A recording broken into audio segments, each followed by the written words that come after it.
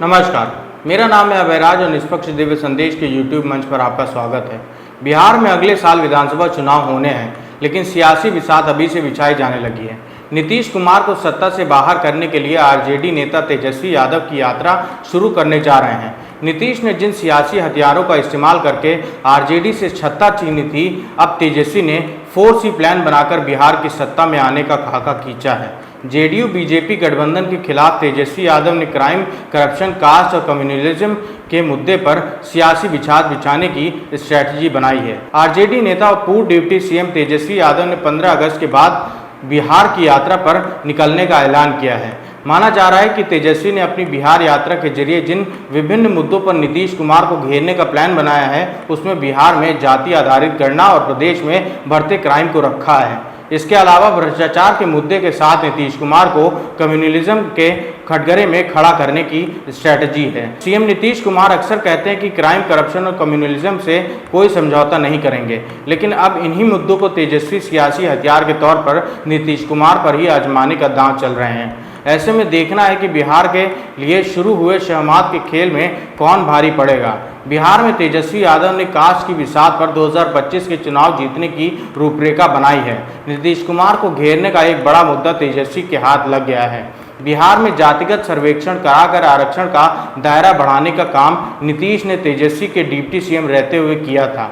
जातीय आधार पर आरक्षण की कुल सीमा 50 से बढ़कर 65% हो गई थी, लेकिन हाईकोर्ट ने रोक दिया था। इसके बाद नीतीश सरकार सुप्रीम कोर्ट गई है, जहां पर सुनवाई होनी है। आरजेडी और तेजस्वी यादव ने इस मुद्दे को लेकर नीतीश कुमार को घेरने का प्लान बनाया है। आरजेडी लगातार यह कह रही है कि नीतीश कुमार ने बीजेपी के साथ मिलकर सरकार बना रखी है।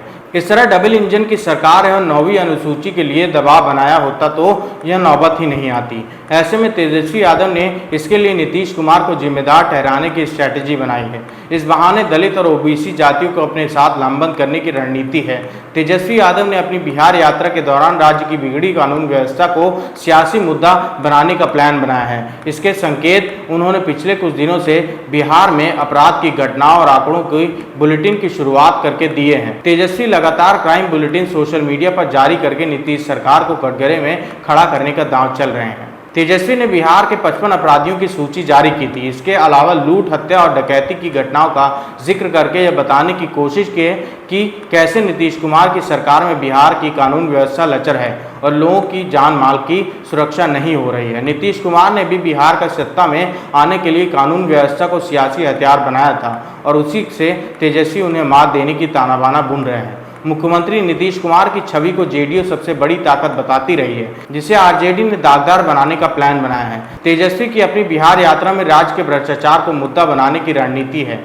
तेजस्वी यादव ने हाल ही में कहा कि नीतीश कुमार के शासनकाल में सृजन घोटाले से लेकर 50 से अधिक घोटालों की फहरिस्त है। कई और घोटाले हाल फिलहाल उजागर हुए हैं। बिहार में पुलों का गिरना, ईडी का गिरफ्तार में प्रशासनिक अधिकारी संजीव हंस के आने को लेकर सियासी बिसात बिछाना शुरू कर दी है। उनकी रणनीति है कि बिहार सरकार भ्रष्टाचार और घोटालों पर अंकुश लगाने में विफल रही है। इस तरह से भ्रष्टाचार को 2025 के विधानसभा चुनाव में मुद्दा बनाने के लिए अभी से तेजस्वी यादव ने कसरत शुरू कर दी है। तेजस्वी यादव की रणनीति मुख्यमंत्री नीतीश कुमार को सांप्रदायिक करार देने की भी है।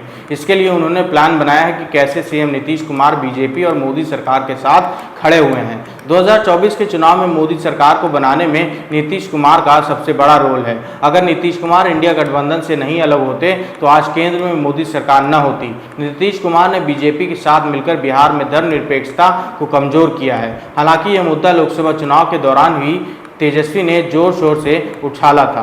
इसके जवाब में नीतीश कुमार को अपनी सभाओं में सफाई देनी पड़ती थी कि बीजेपी के साथ रहकर भी उन्होंने अल्पसंख्यकों का कोई अहित नहीं होने दिया।